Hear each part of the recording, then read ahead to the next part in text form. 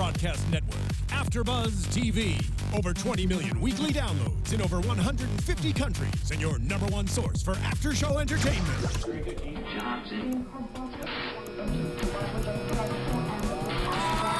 AfterBuzz TV, the destination for TV superfans.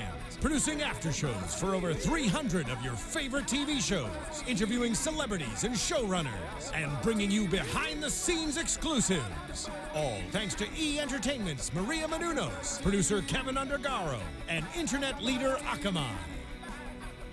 Now, let the buzz begin!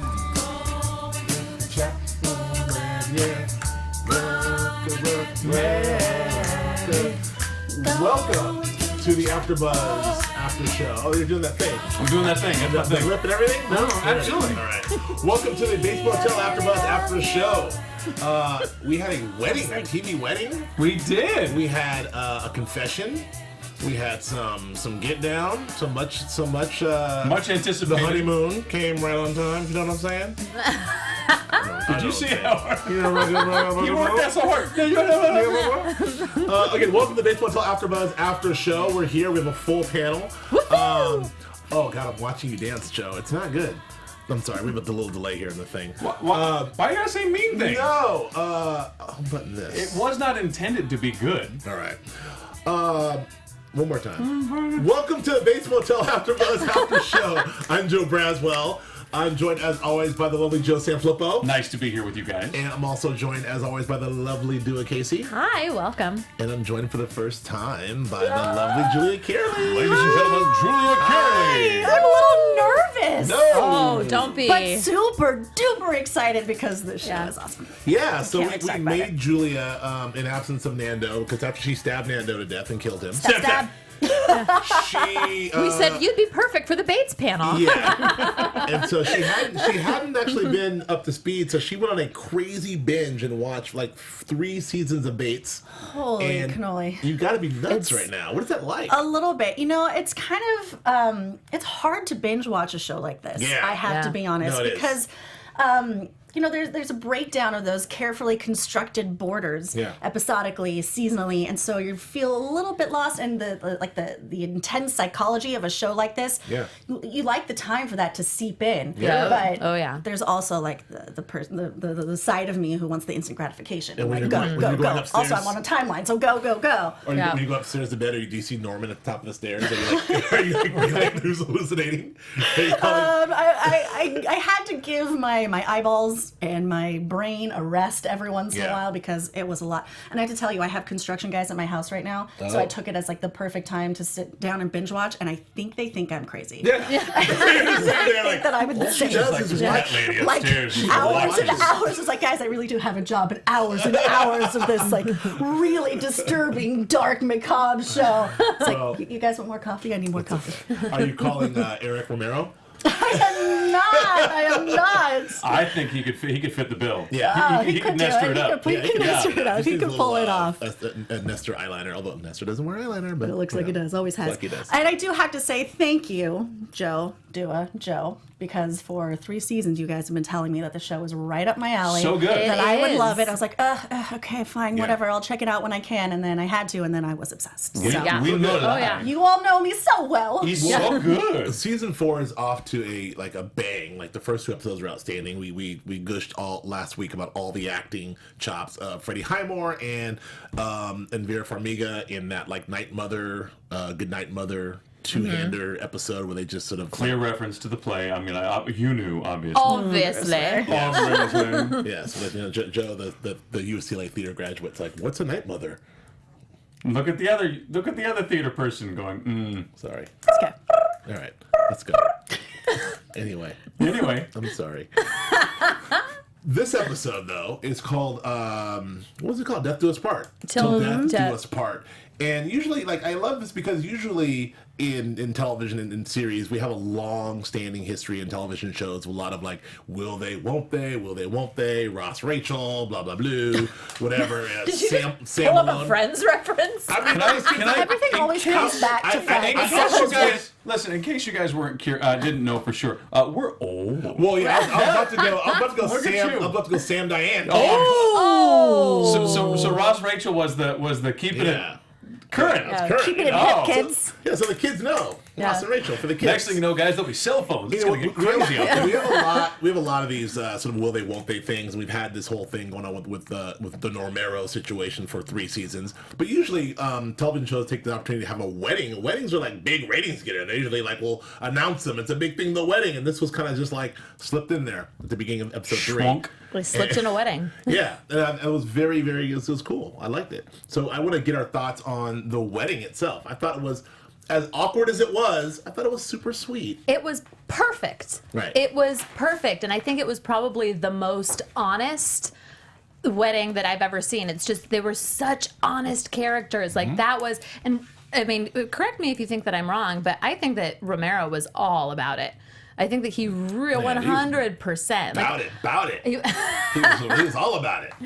And I just think, I mean, Vera Farmiga, the way that she played that scene was amazing. It was just so great. And then just every single reaction shot, when she saw the ring, when they kissed, like everything, all the little subtleties was perfect. I don't know that I've seen an actress other than, the goddess Meryl Streep do so much with her face. Yeah. Like so much nonverbal acting, like from I'm pissed to I'm scared to I'm crazy to I'm fine to I'm angry, like within 30 seconds. You're It's unbelievable, isn't it? It's unbelievable. She's just so planted and present and completely, and there's always awareness. There's never a time when you see her on screen that she doesn't know exactly what her character's doing, exactly where her character's at. It's unbelievable. And then when you watch another show afterwards, and it doesn't matter who you are, this show screws you up because you watch the next thing and you're like, oh. Yeah. Because no one's that good. Nobody. Also, for me, coming 'Cause I off love of 32 hours of this show straight, 33 now, I guess. Could take the needle out of your arm now. She never falters either, and she has such a range and such nuance. She's doll-like, and she's desperate, and she's so sympathetic, but she's so manipulative. I feel so manipulated, but I can't stop. And I just love her, and she has these superhuman acting skills. Yeah. She's insane. It's incredible, and that scene, the wedding, was just. I mean, she floored me. Yeah. The whole scene was actually really quite interesting. Let's unpack the wedding a little bit. I need to know what your specific thoughts on the wedding. She's there. Then Romero comes in the suit, looking quite dapper. Oh my God. Just give me your thoughts on the wedding itself. I mean, the wedding, for me, there was a touch of confusion because no one really understood what each other's intentions were. Right. It sort of felt like nothing was completely clear, but nothing is ever clear in this show. Right. And there's always, like you were saying, a will they, won't they, push and pull between the two of them. Sam Diane. Does he really want this? Does he not? Is he doing it as a favor? Is he doing it because he loves her? I just thought it was played so well. Yeah, I agree. I think that I love Vera's sort of almost resistance the whole time. I mean, Norma's like, I don't want it's fine. I don't want it. And then realizing oh, I do want this. She's also clad completely in black. Right. Yeah. And she's coming off a really rough night, we have to remember as well. So her mind is elsewhere. Which, by the way, we get that shot of her looking at Norman's empty room. We've talked about this in season 1 and 2, but my man Norman, put up a poster. You're 18. You gotta get a friggin', I don't know, like a Beyonce poster or something you're gonna put up, or somebody, Lady Gaga. That house you got represents the stuffed dog. That house represents a completely different thing.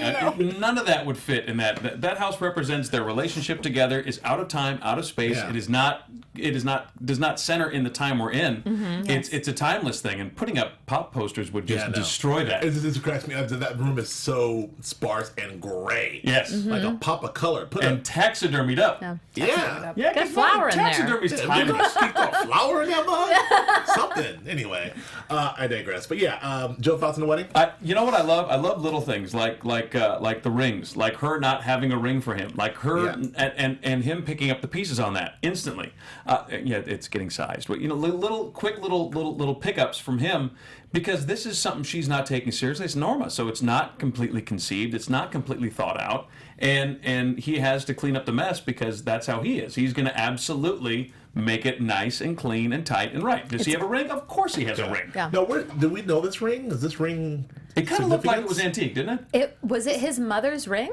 I don't know. I mean, I'm looking here. Lounge Blogger says maybe it's his mother's. She thinks it's an heirloom. I don't know. It almost looked heirloom-ish. It looked antique-y. Yeah, and I think that that ring is really important, because I think as soon as Norma saw that ring, there was just that connection, and she kind of realized that this might be a little bit more real for him than it is for her in the moment. She was really just kind of going through the motions. Let's get this over with. I've got to cook dinner. There are things that I have to do. But the second that she saw that ring, it was like it snapped. It's like that physical motion of getting a ring put on your finger, especially for a woman, like that is an important thing. And then that kiss as well. The kiss. Can we talk about the kiss for a second? Oh my God, there's so much chemistry between them. Listen, undeniable chemistry. When Nestor kisses you, apparently you stay kissed. Yeah. That's how that works. Kisses that shit up. And you know what? I'm gonna chin you here. I'm gonna grab your chin. And when you touch a woman's chin, sometimes it can look very condescending on camera. Sometimes break it down, Joe. Break it down. But he didn't do that. It didn't feel that way to me. It was gentle. It was guiding. But it was firm and guiding. And she was, oh, holy shit. And then it was over. Space still kicking it out there. Stood there like, she could have gotten blown over by a fart. She was like, oh, that was beautiful. Nestor Carpenter, you pimp. Look at that, man. Dream boat. Oh, yes. Right? Not to mention the fact the man shaves 2 seconds later, he's got 5 o'clock shadow. I mean, the man's That's my fave. right? That's my fave. Manly man. well.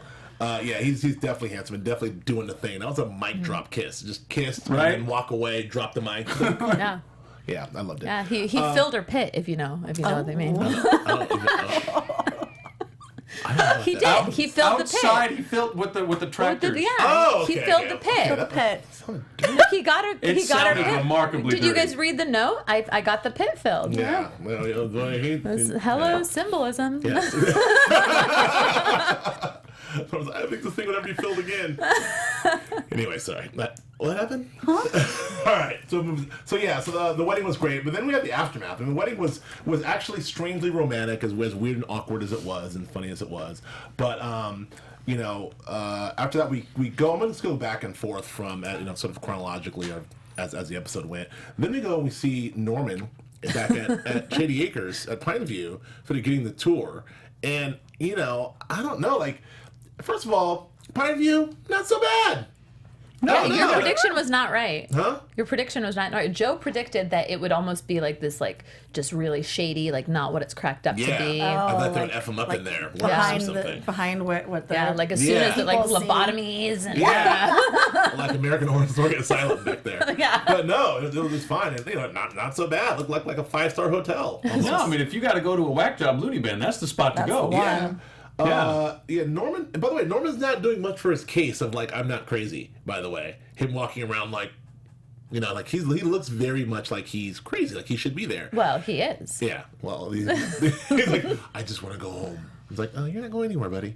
Look at you. Have you seen yourself? You're not going to go anywhere. Norman does an incredible job, though, of making you believe that he is not crazy. Like all of those scenes when he was talking, like he really believes that his mother did this. He doesn't think that he's crazy at all. He, just acknowledges that he has blackouts and that's it. And he does such a good job of making me feel what he is feeling. Absolutely. Top Gun acting. Like it's all the time. And I was like, he's like, how tortured must he be? Yeah. And we'll talk about that scene with him and Norma later because that was incredible. Yeah. But he is just so like alone, and him disconnected from Norma now. Like they've been such a cohesive, pairing for so long. Now that they're disconnected, it's like, who are these people? And he is just festering. And not only that, like he continues to be, and I know you probably noticed this watching the whole series. One of the things we always talk about how what a remarkable job they do in making both Norma and Norman completely sympathetic as crazy people, right? So, like, Norman is not, he's psycho, like, literally psycho, but you're rooting for him in that moment. Again, he does it every episode where you're like, oh, this guy's crazy.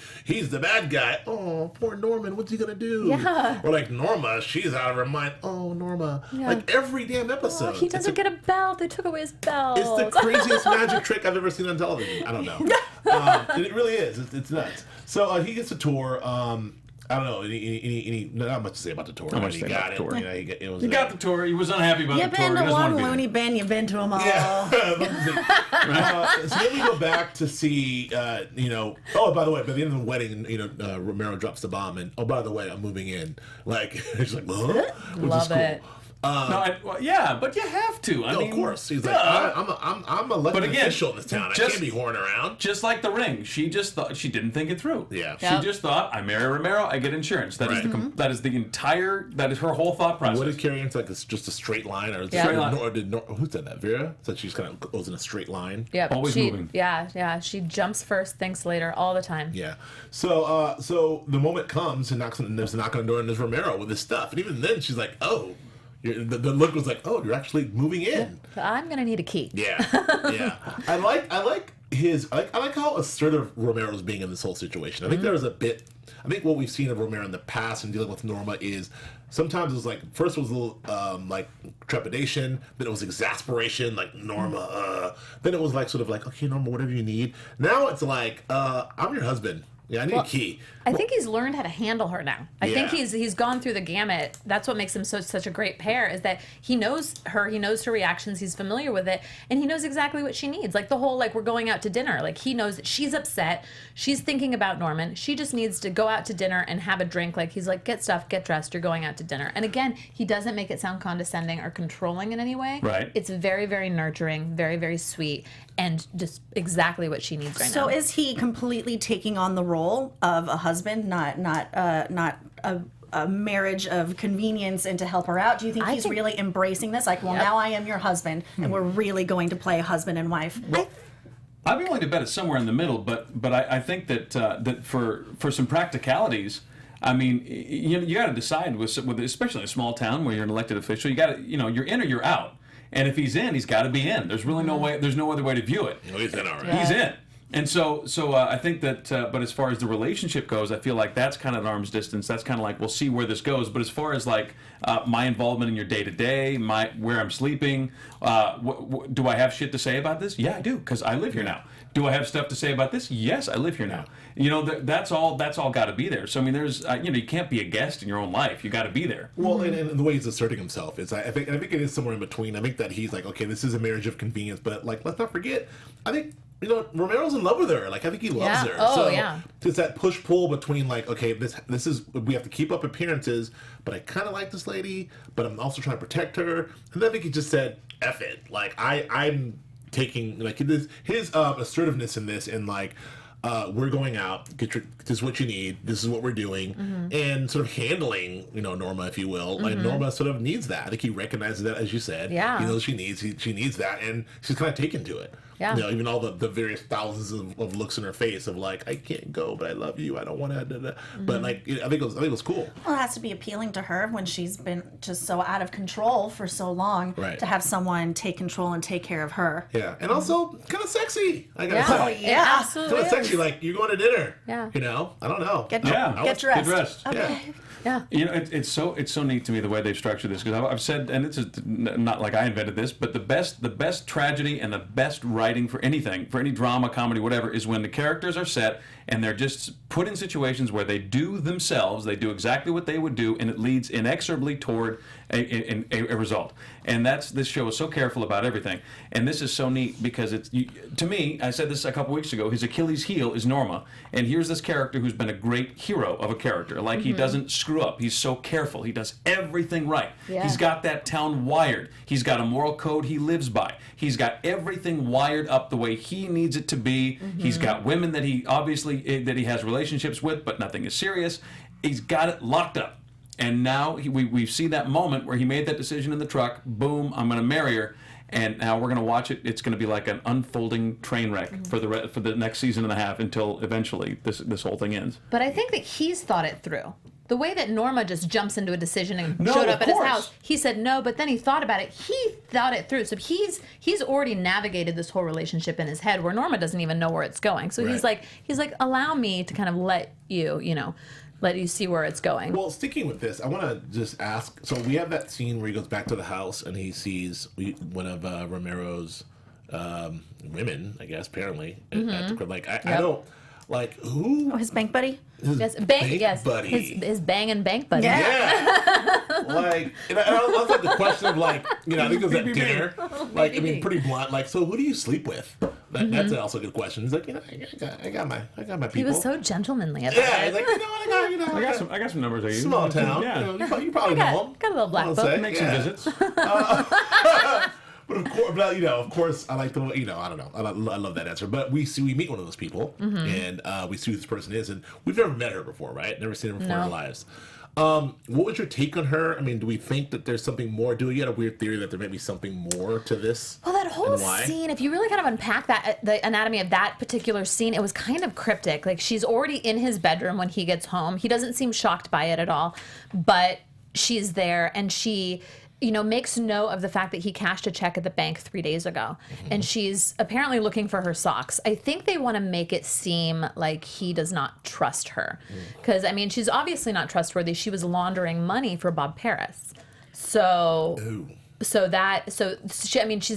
willing to do things that are wrong. Right. And when she left, he immediately went to go look and see if his money was there. So obviously, I think that there's something there. And it was just really weird. Like, I'm looking for my pink socks. Maybe some foreshadowing. Why wouldn't you call? Why wouldn't you call somebody? What do you think was in the drawer?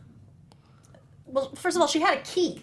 Yeah. Which I think is a big deal. Right. Right? Well, like, you don't just give a key to a Yeah. So that's a regular. Side piece. There you go. Thank you. I was like, say side? He's like, figure out how to chicken say wing? it appropriately on air. Vaudevillian performer? Oh, you see, it's a side piece there. Side piece, Tony. What is That's side piece Gina. universal Hey, side side piece piece. Gina. She's looking for her pink socks. There. I don't know Why if won't she... you give me a key? You're a side piece, Gina.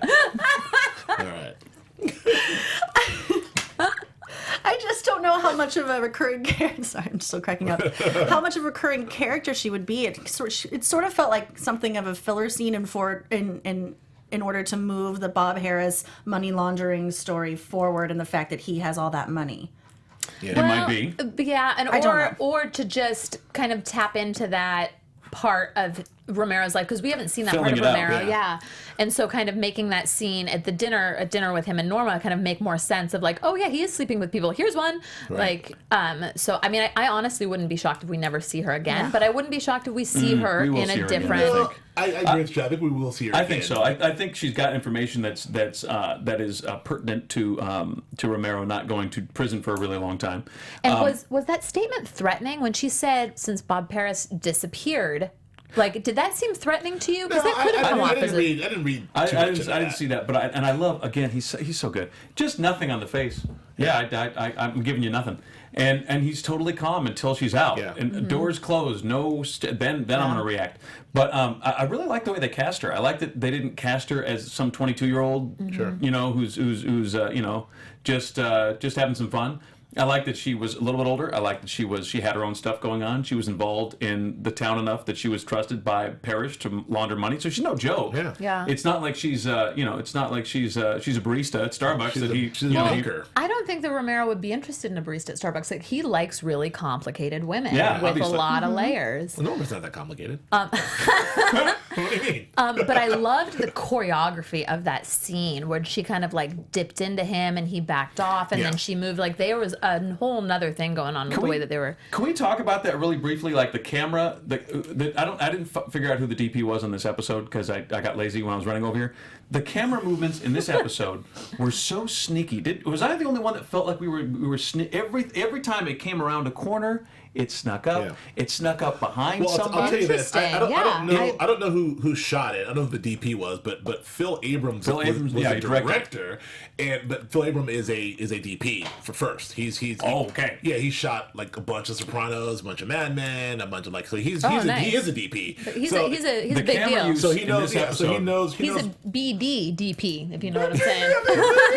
but he knows where to put the camera, if you will, and he's directed a bunch of Mad Men's and what else? Some other stuff here. All right, so this was no accident. If you guys go back and double check Daredevils this thing, and Slains and you're gonna feel like you are sneaking around the house with them. He sneaks you into the basement. He sneaks you around the corner in the hallway. You sneak up behind people. It's the way he shot this was really Yeah. cool. Like, you feel like you're sneaking into their lives. That's really cool. That's Well, the one thing I'll say about that, and we can move on to the therapy session with Norman, is I think that like what we've known in the past 3 seasons, what Carlton Cuse and Kerry Ehrin have been great about, and this writer staff has been great about, is like the 2 layers. You have the Norma story and Romero, then you have the sort of the White Pine Bay drama it's always the underbelly of White Pine Bay. Mm-hmm. Season 1 is always there was something, and there was the trafficking and the Asian lady and the thing, there's all that stuff, the weed business, and then all the way up into like last year was Ehrin and all this. So we haven't got to that yet. There's always a White Pine Bay element to this. So we haven't gotten to that the under the crime element. We still got my man Chick limping around the woods. Oh, yeah. We still got the weed business. Chick is screwed got up. Whatever Ehrin's Chick, crap. yeah, We got Chick. the DEA sniffing around. So Romero's still trying to keep the shit in the horse and Dylan shot. So I feel like I'm saying all that to say there's a whole White Pine Bay element that's coming that they haven't dealt with yet, and I think that our girl, Romero's girlfriend, Chicken Wing side piece, has something to do with that. side piece, Side chicken piece, wing. Gina. So I mean those are my thoughts on that. I want to talk about before we get into Norman, let's since we mentioned it, let's talk about Dylan. So Dylan is walking around with Emma, and they seem to be He's up in his game. He's like ready to put a ring on it. Are you kidding me? he's like Loves her some Emma. So Yeah. maybe think about going back to school. I don't. He's giving up the weed business and he wants to do all this other things. Yeah. I don't know. Did they sleep together yet? No, they've only kissed once. Yeah, exactly. One sloppy kiss. That's it. Wow. Well, yeah. So he's all and now in. she's got a new set of lungs, so they can. Well, we learned go at today it. that when Nestor. It's all bad. The ladies on this panel are dirty today. 12-year-old boy. Honest to God. It wasn't us. It was this episode. This was a steamy, sultry episode. Yeah, Got us all hot kinda bothered. sneaky, yeah. I think that Gotta with fill up the some Dylan pits. stuff, but Dylan mentions that he wants to go out and get rid of Gunner. our favorite millennial Puka Shells Gunner. God. Puka Shells. Gunner. Oh, Puka Shells. He's like, that guy's dead weight. I'm going to get rid of him. Triple puka shells. And so he goes to get rid of Puka Shells. His shit's already packed. You know what I love? He's like, yeah, man. I was talking about this before we started. I love the depiction of this generation in that scene. Yeah. Yeah, I'm just going to leave. Yes. I left you a note. You just read the note? Yeah. You work here. But you have a job. I've had these guys work there. This generation is so effing close to useless. It's astounding. Here we go. They will walk out the door. Get off my lawn.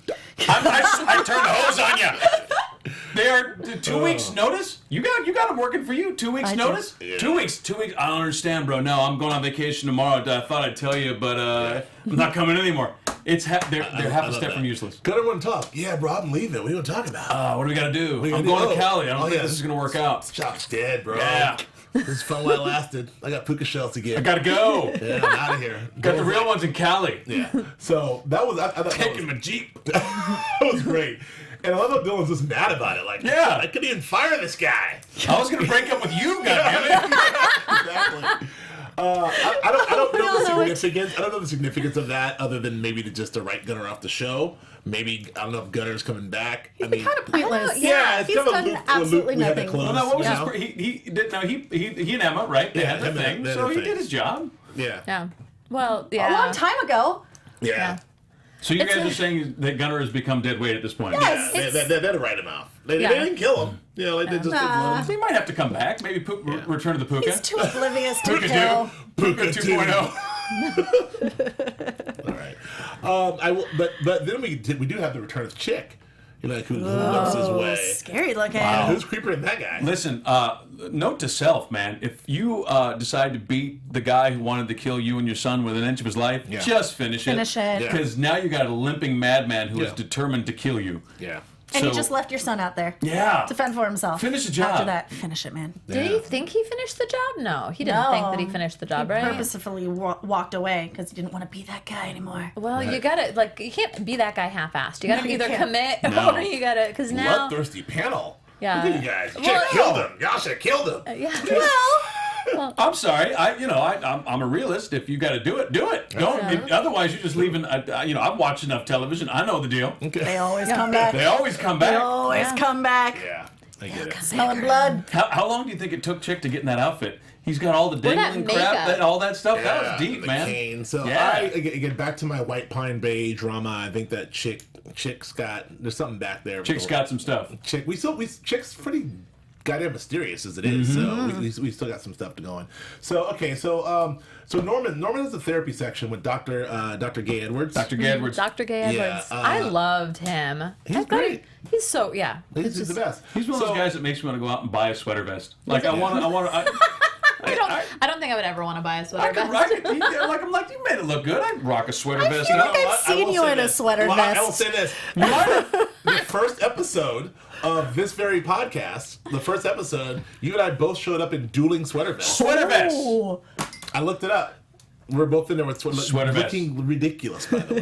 Hashtag sweater vest. Anyway. think it's time to bring it back, Julia, boys. do you have any notes on this therapy session? I thought it was I thought it was cool how Edwards just leaned back and sort of took it all in, and really like therapists do, observing it all. It's a very sort of good the mano y mano kind of scene. I thought it was a well placed scene in informing both characters and also just sort of setting the stage for what may or may not come. I don't know anything. I thought it was interesting. I mean, Norman is on the verge. I mean, he has lost control, but he's never really been in a therapy session like this as well. So to have The someone... last time he tried to kill the therapist. Yeah. That's So- true. Yeah. So you could sort of see him slipping further and further away as this man isn't backing down and probing questions at him and things that he wasn't prepared to answer, and he's scared to answer because of what he really does believe. And what did he say? I don't know if he wrote it down, but he said what is this for? He's like, I know what you guys do. And I was like, yeah, that's not really therapy. That's not really what we do here. It's like we one were of talking the- about getting into the brains. Yeah. And he was like, it's more of like a ping pong. You're the driver, I'm the navigator. One thing you said... Oh, sorry, go ahead. Are you about to quote what I'm about to quote? I don't know. What are you going to Sometimes a person might think someone needs help because when they are actually the one that needs help. Good job. Oh, the girls! I missed Did you you, guys see the Du'a star? Kaissi. Girl power. Was an important. Yes. That was an important piece of writing, though. Yeah. Absolutely. Yeah, I agree. I thought They that- both wrote it down. Did you write it down? No. Me neither. Did you write it down? I did not. No, absolutely I not. wrote down boobies. 17 times. I don't know the reference. Boobies. Wow. Could be argued the women on this panel are somewhat sharper It's than the different men. between the guys and the girls. I don't know. I am shocked that he stayed in control so much that he hasn't switched over to the Norma side yet.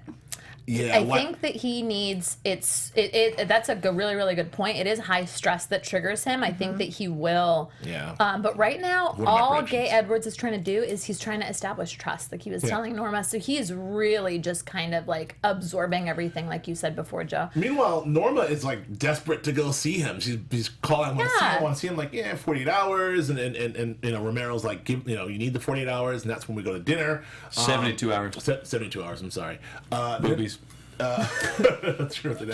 So then we have the dinner with Normero, which I thought was a very sweet, dinner. We had some nice exchanges there. We kind of referenced it earlier. We talked about it earlier. There was just the asking of how many women you slept with, and some nice sort of.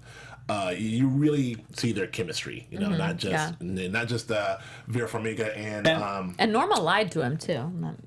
Just to make that very clear. Well, yeah, like my 3 marriages, like she lied to him about, obviously. She said that she got knocked up. Yeah, exactly. Yeah, she about didn't. Caleb. Yeah. She was like, I got knocked up by my first incestuous husband. relationship with my brother for a few years, which resulted in the birth of my first son. I guess they're not there yet. But that didn't work out. I don't know if that's And then I first had the date after you get married kind Then I of had the discussion. second husband who Norman kind of killed. Right. So now you're next. I don't You're know. on the line. Yeah. You having Exactly. fun yet? You seem nervous. Do you not want to eat the soup? I More don't wine, understand. please. Yeah. So that's not a good way to keep a man. I don't know. I don't know how these things work. You know what? Can I say one more thing about that scene? I love so much that grown-ups. I just love that they didn't try to make it cute. They didn't try to. Yeah. It was people in the middle of their lives finding a friendship that is got some sexy behind it. Yeah. And that was the move. And it was so cool. The writing was that way. The energy was that way. And it wasn't exploring like. It wasn't exploring like a redo of like young, fresh, new love. It was seasoned people doing seasoned stuff. It made it anyway. The scene was really was kind of special like that. To sort of jump on that as well, I enjoyed the juxtaposition of the first night of marriage versus the first night of institutionalization. And when she's out having, sort of letting her guard down and her first night without Norman and being just her own person, sort of putting that aside, while Norman is inside thinking only of her and the things that he thinks that she's done and how he feels manipulated about her. So then when she actually goes to see him and which we'll get to I'm sure in a second, and blows up at her and tells her he's scared of her, yada, yada, yada, I think that the guilt that she's going to feel for letting herself be like a woman and have a relationship with a man, whether it's for one night or whatnot, I think the guilt she's just going to be wrought with, and it's going to really move this relationship in an interesting direction. Well, now, I agree with all of that.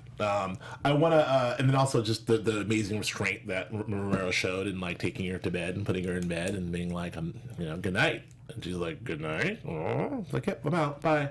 I thought that was some nice restraint. It left her longing for certain. always leave the audience us all wanting more. longing. Yes. Good night, everybody. So let's fast forward. So then we have Norma actually has her visit. She has her visit with Norman. And it is everything we want it to be. Like again, we just saw an entire episode of them facing off, and now we see Norman completely feeling betrayed, and also like I don't know. It's a weird thing. Like his emotions are so complicated because he's afraid of her. He feels betrayed by her. He knows in his mind that she's a murderer. He wants to protect her, but should he protect her? But then he feels betrayed by her. So that scene was sort of like, you're forcing me into a corner here, mother. Yeah, it was perfect. Well, initially he was really happy to see her, and it was just like the sight of her. He was like, he was happy. But the second they she'll make out with started, me again. but the second they started talking, it all came flooding back, and it was really interesting because Norma, the only reason that she wanted to go there is to absolve her own guilt. Yes. That was it. I really don't think it had anything to do, like it. It was kind of a selfish move and a 17-year-old girl move. And especially since she is now starting to really enjoy herself with Romero. Like she feels like I can't really enjoy my life because my life has always been about Norman, and so I got to make sure he's okay. There's that sort of like guilt to release that situation. I mean, do you have any thoughts on that particular last scene? Anything in the cool notebook? In the cool notebook. on the visit, the Norma visit. Well, it's sort of what I just touched on when she comes to visit him and he screams at her and he just loses it, which is a real big time that I was shocked that he didn't turn to Norma. Yeah. And when he's in the cell afterwards. Afterwards, I thought for sure. I thought for sure. And that he was gonna iconic, flip. almost like Psycho Hitchcock, like through the grated glass. I thought for sure Edwards would come in and he'd be like, Norma. And that was it. And that was a little surprise on that. And I also, again, Norman not doing much for his case when he like comes barging in the office like, I need to see the doctor. Like right now, which is kind of a Norma move, actually. Like the I need to do it right now. I'm going to jump first and ask questions later. And I think it's really interesting too. I'll talk about this in predictions, but I mean, if Dr. Gay Edwards is forced to go to the authorities, who is that?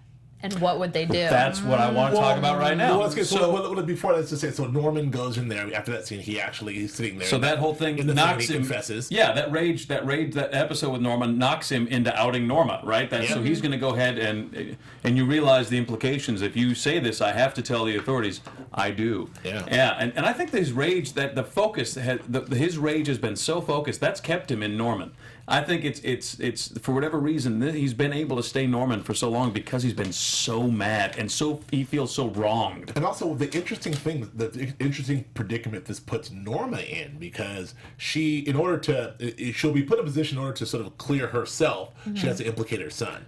Like, they may say, like, well, somebody's dead, somebody's been killing people, and she has to say, well, actually, gotcha, Zach, actually, it wasn't me, it was my son who thinks he's me, right? But I don't want him to go to jail because I love him, but I don't want to go to jail.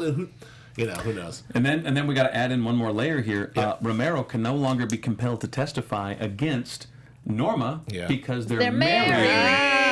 So that adds a whole other layer of wacky shit that goes on. Ooh, he doesn't have to testify. Oh. He can be like, found some dead people, but I don't have to say anything. Found an earring by the pit. There's a dead body. UCLA Law School? Yeah, apparently we didn't read all the plays. No, Night Mother, but yeah, that's a good one. Let's get confessions, but I will say before we get to confessions, predictions.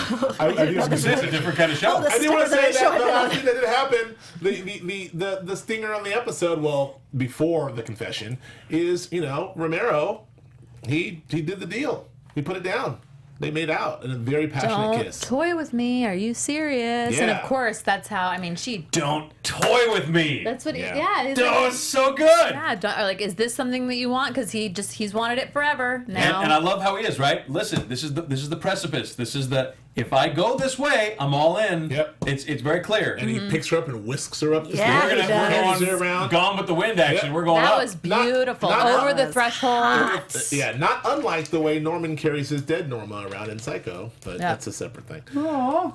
It looks Norma, get used to that Your position. Easter eggs are unpleasant. Get used to getting carried around, Norma. Braswell, I have one question for Yeah. you. Now that we found the earring, I know we got to wrap. Yeah. Now that we found the earring, do you still think that Emma's mother is alive? Yes, I do. You let's do? Let's go to predictions. Can we go to predictions? She's alive underneath all time that for stuff in the pit. Under the filled pit. AFTERBUZZ TV predictions. She's dug a home for herself. She's living with the mole people. Joe, we got 15 seconds each for predictions. Like I said, Romero cannot be compelled to testify. I think we will find Emma's mom in that pit. But I mean by that I mean Romero and Norma, and he can't testify against her, so it's going to open up a whole other can of shit, because I think that Norman is going to get out of Shady Acres pretty soon.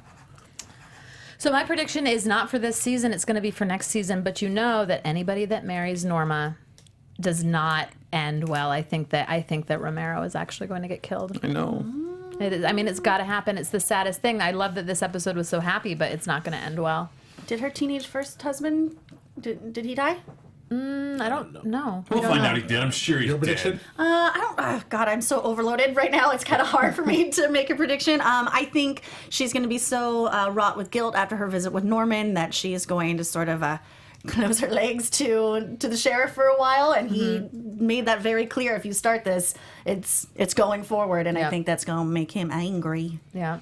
And my prediction is Emma's mom's alive, and Norman will definitely become Norma in the psych ward. Yes. To see what's what. Oh, I have no idea how it's gonna get out. I but can't we'll wait figure for it out. Dr. Gabe Edwards' reaction to that, though. That'd be great. We're out of time. We did it. We did it. Our first thing back together. I forgot to, as we get out of here, to say hello. Thank you for all you guys for joining us in the chat room. Anika and Chloe and Lounge Blogger and Drew and Shalom Joe and of course Sylvia. Love and Lounge Blogger. all of our folks, Drew S, Ivana, Dodge. Thank you all for joining us live.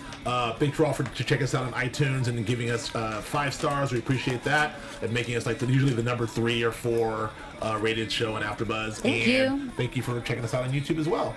Flippo, where can the kids find you? On the Twitters at Joe Flippo, JoeFlippo. Du'a. At Du'a Kaissi. Sorry, that got weird, didn't it? Yeah. My bad. DUAKAISSI on the Twitters. And aside from listening to Hamilton, where can we find you? Twitter and Instagram with my name, Julia Kerry, JuliaCearley. And you can find me listening to Hamilton and at Joe K. Braswell on Twitter and Instagram, and on our sister network, BHL, doing a show called Geek Nerd Tech. And listening to Hamilton, I said that as well. Man is non-stop. Oh! Hamilton reference. Thank you so much, guys, All day. for checking us out. We'll see you next week. From executive producers Maria Menounos, Kevin Undergaro, Phil Svitek, and the entire AfterBuzz TV staff, we would like to thank you for listening to the AfterBuzz TV network. To watch or listen to other after shows and post comments or questions, be sure to visit AfterBuzzTV.com. I'm Sir Richard Wentworth, and this has been a presentation of AfterBuzz TV. Buzz you later. The views expressed herein are those of the hosts only and do not necessarily reflect the views of AfterBuzz TV or its owners or principals.